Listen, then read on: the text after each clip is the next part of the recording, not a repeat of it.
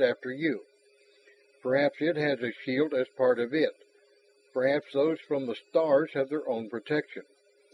But they cannot reach the heart of what they wish, not unless we open the doors for them. It is your belief, younger brother, that they still strive to force such doors? Yes. Knowing there is something to be learned, they will try for it. They will not dare not to.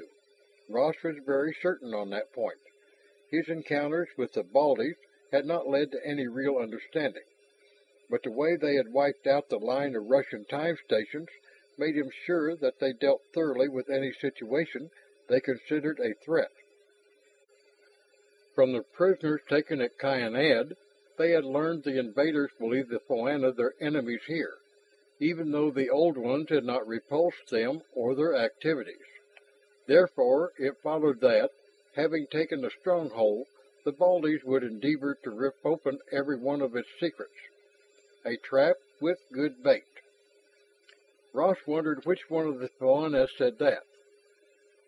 To see nothing but the swirls of mist color, listen to disembodied voices from it, was disconcerting.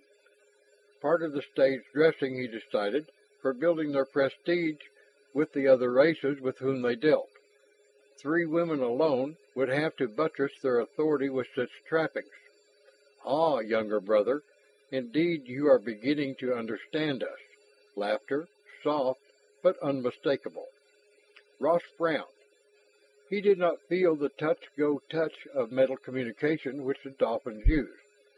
But he did not doubt that the Phoana read his thoughts, or at least a few of them. Some of them echoed from the mist, not all, not as your older brothers, or the maiden whose mind meets with ours. With you, younger brother, it is a thought here, a thought there, and only our intuition to connect them into a pattern. But now there is serious planning to be done, and knowing this enemy, you believe they will come to search for what they cannot find, so you would set a trap.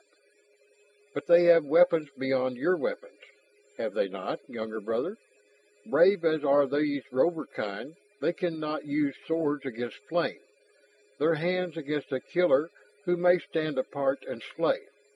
What remains, Gordon? What remains in our favor? You have your weapons too, Ash answered.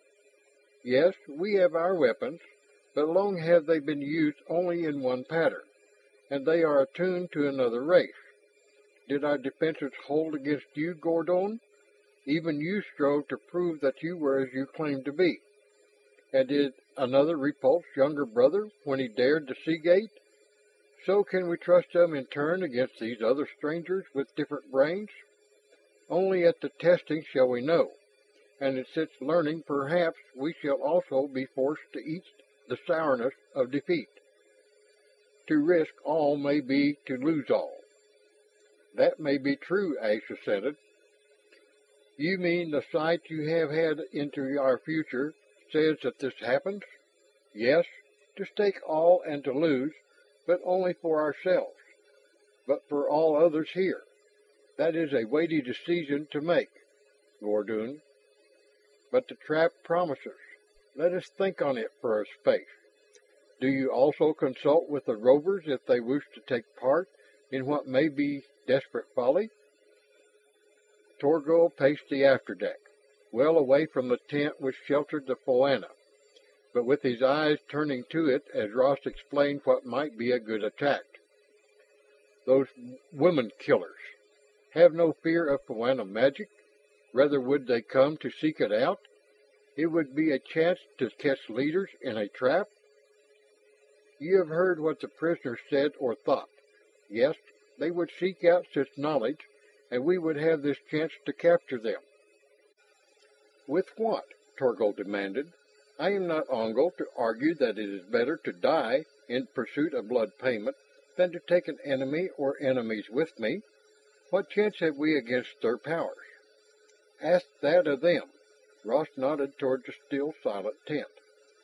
Even as he spoke, the 3 cloaked Phoana emerged, pacing down to midship where Torgal and his lieutenants, Ross and Ash, came to meet them. We have thought on this. The lilting half-chant which the Poana used for ordinary communication was a song in the dawn wind.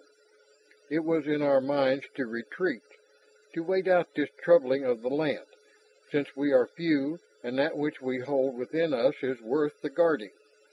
But now, what profit such guardianship when there may be none to whom we may pass it after us?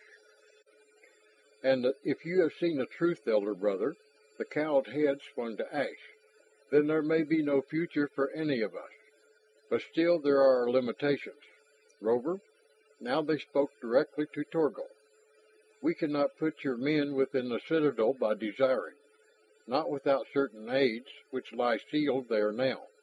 No, we, ourselves, must win inside bodily, and then perhaps we can pull tight the lines of our net. To run a cruiser through the gate, Torgal began. No, not a ship, Captain. A handful of warriors in the water can risk the gate, but not a ship. Ash broke in. How many gill packs do we have? Ross counted hurriedly. I left one catch to shore, but there's mine and Karawas and Locust, also 2 more. To pass the gates, that was a Poana. We ourselves shall not need your underwater aids. You, Ross said to Ash, and I with Karawas' pack. 4 Karawa. Both the Terrans looked around. The Polynesian girl stood close to the Poana, smiling faintly. This venture is mine also, she spoke with conviction, as it is Tina Ra's and Tao's. Is that not so, daughters of the Ally of this world? Yes, Sea Maid. There are weapons of many sorts, and not all of them fit into a warrior's hand, or can be swung with the force of a man's arm and shoulder. Yes, this venture is yours also, sister. Ross's protest bubbled unspoken. He had to accept the finality of the Poana decree. It seemed now that the makeup of their task force depended upon the whims of the 3 rather than the experience of those trained to such risks, and Ash was apparently willing to accept their leadership. So it was an odd company that took to the water, just as dawn colored the sky. Locust had clung fiercely to his pack, insisting that he be one of the swimmers, and the Poana accepted him as well. Ross and Ash, Locust and Balaku, a young under-officer of Ongol's, accorded the best swimmer of the fleet, Karawa and the Dolphins, and with them those 3 others, shapes sliding smoothly through the water, as difficult to define in this new element as they had been in their tent. Before them frisked the Dolphins. Tina Ra and Tao played about the Poana in an ecstatic joy, and when all were in the sea, they shot off shoreward. That sub within the sea gate, had it unleashed the same lethal broadcast as the one at Kyanad? But the Dolphins could give warning if that were so. Ross swam easily, Ash next, Locust on his left, Baliku a little behind, and Karawa to the fore, as if in vain pursuit of the Dolphins. The Poana well to the left. A queer invasion party, even queerer when one totaled up the odds which might lie ahead. There was no mist or storm this morning to hide the headlands where the Poana citadel stood, and the promontories of the sea gate were starkly clear in the glowing light. The same drive which always was a part of Ross when he was committed to action sustained him now, though he was visited by a small prick of doubt when he thought that the leadership did not lie with Ash but with the Poana. No warning of any trouble ahead as they passed through the mighty sea-sunk bases of the gate pillars.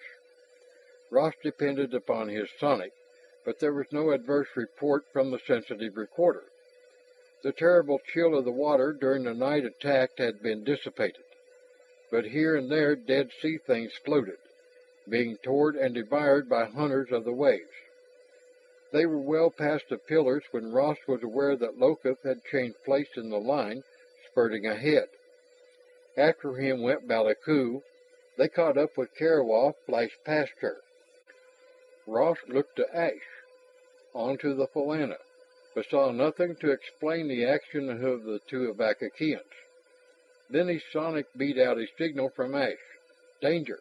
Follow the Poana left." Caraway